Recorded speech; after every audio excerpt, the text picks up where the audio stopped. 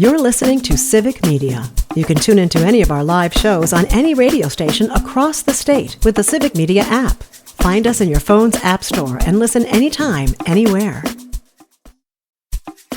This is your WGBW Daily News Roundup for the Talk of Green Bay, 97.9 FM and 1590 AM.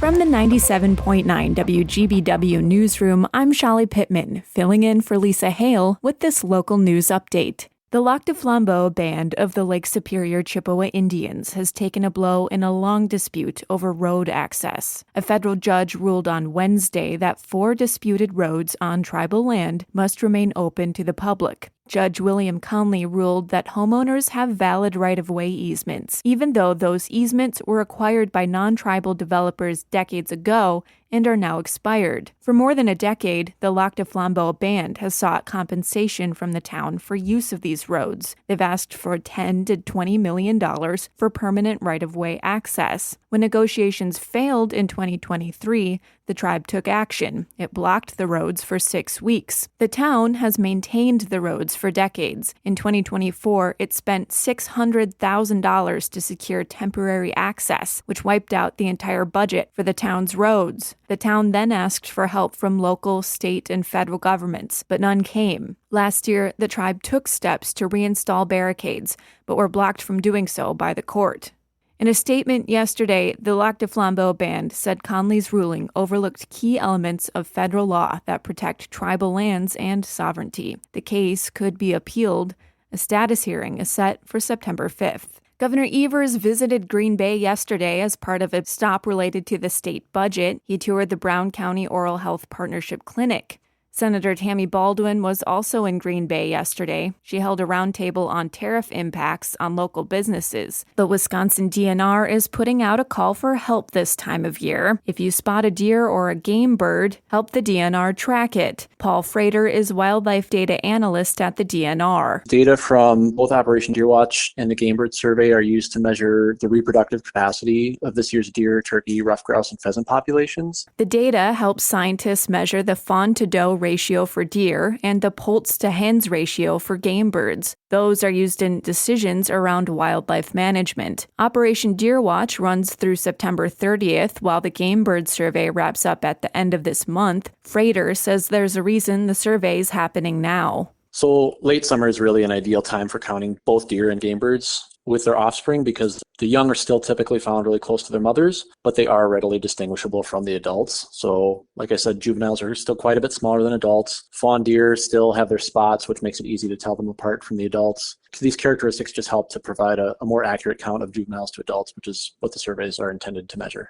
Both surveys ask you to record wildlife from dawn to dusk. The Game Bird Survey asks where and when you saw a ruffed grouse, a ring-necked peasant, a wild turkey, or a gray partridge, and whether they were alone or in a brood. Operation Deer Watch asks for all the deer you've seen, whether they're does, bucks, or fawns. It'll also ask you whether the fawns are alone or with their doe. Frater says, take your time with that last question. While it can be hard to tell if you're driving, it's a crucial question. You can submit your data with your smartphone using the Survey 123 app. The DNR says don't try and submit your data if you're behind the wheel. Non-commercial radio stations across Wisconsin and the country could be in jeopardy of going off the air now that the Corporation for Public Broadcasting is shutting down. Savannah Tomei-Olson reports. In June, President Donald Trump signed a bill to cut more than $1 billion to the CPB, which helps fund PBS, NPR, and hundreds of other stations across the country. WOJB in Hayward is one of them.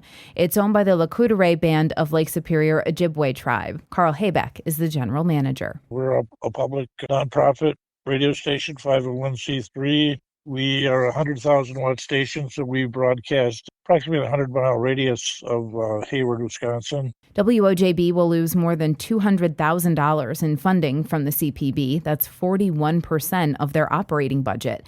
Haybeck says so far he hasn't had to consider pay cuts or layoffs. At first he was worried, But now they're figuring out how to keep going, largely by increasing their underwriting and relying on their listeners. We've received so many unsolicited donations in the last couple of weeks. It is unbelievable. Opening up their checkbooks and showing that they care and they want to keep WOJB on the air.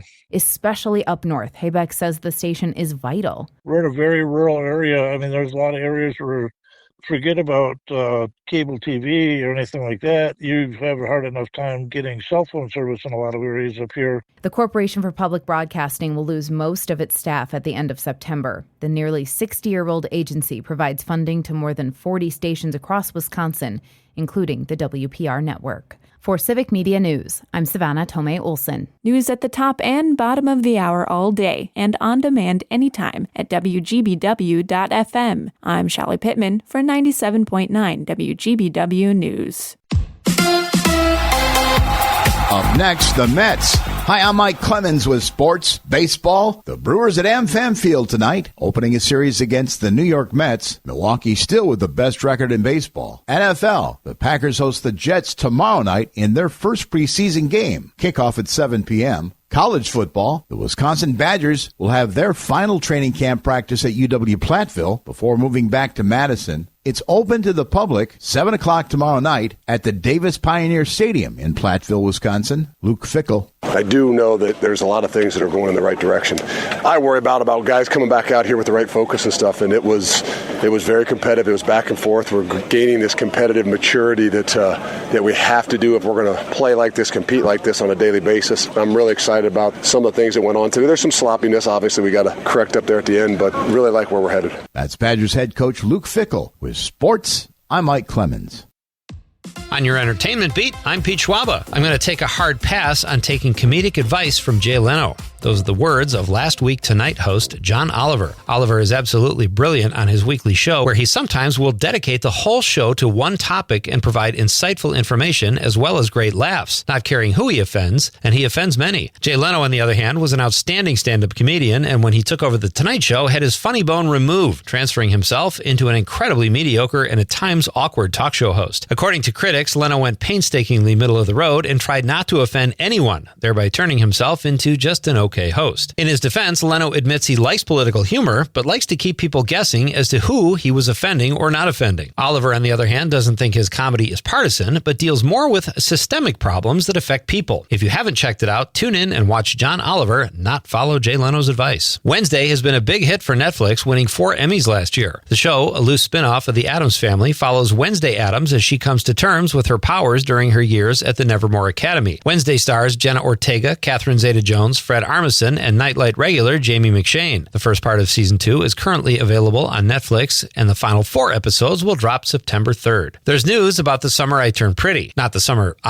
Pete Schwaba turned pretty. Still waiting for that. But actual news about the Amazon Prime show. The show is based on a book trilogy of the same title and for the most part has gone step by step with the storylines. Producers of the show have decided to go off book, so to speak, and add a sex scene. No word yet on as to what the sex scene entails or to what base the characters go to. My guess is they go all the way, but it could just be third base. The story follows a love triangle between Isabel and brothers Jeremiah and Conrad. Sounds saucy. Jurassic World Rebirth is the latest installment in the Jurassic Park franchise and brought in several $100 million globally. But if you like being a couch potato, you can catch it at home now after just 5 weeks. Jurassic World Rebirth is the 7th installment in the franchise and stars Scarlett Johansson and Mahershala Ali. It is now available to stream on Amazon Prime. The Naked Gun reboot pulled in $17 million in its opening weekend. The production has yielded several subplots, including a Liam Neeson-Pamela Anderson romance, and now it's been revealed the director, Akiva Schaffer, almost threatened to quit the project when the studio threatened to cut a certain laugh-getting scene. In the film, a snowman comes to life and is part of a goofy threesome with the 2 lead actors. Schaffer says it was a tribute to the first Naked Gun,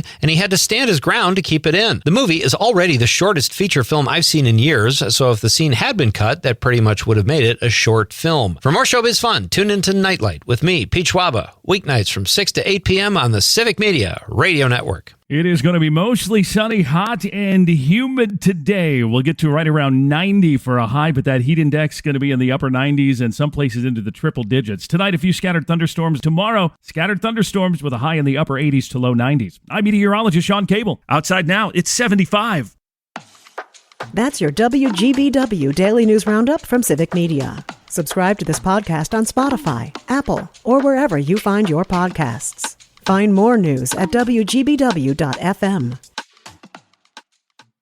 The national news cycle never stops, but it can be hard to find news about your local community. Civic Media is dedicated to providing quality local and state news coverage across Wisconsin. With the Civic Media app, you can get notifications about local stories that matter to you and your community. Find the free Civic Media app in your phone's app store and choose notifications from the menu to tell us what kind of news you want to hear about.